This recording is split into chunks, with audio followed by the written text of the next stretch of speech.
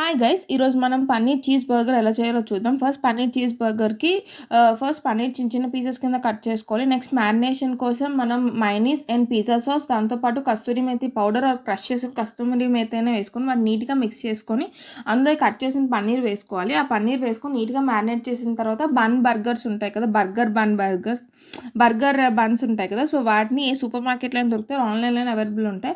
ఆ బర్గర్స్ తీసుకొని వాటిపైన ఈ మ్యారినేట్ చేసిన పన్నీర్ పెట్టుకోవాలి. అండ్ దాంతో పాటు చీజ్ క్యూబ్స్ అయినా లేదా స్లైసెస్ అయినా లేకపోతే గ్రేట్ చేసుకున్న చీజ్ అయినా ఏదైనా వేసుకొని ఎనీథింగ్ ఈజ్ ఓకే. నెక్స్ట్ ఏమో క్యాప్సికమ్‌లో యెల్లో గ్రీన్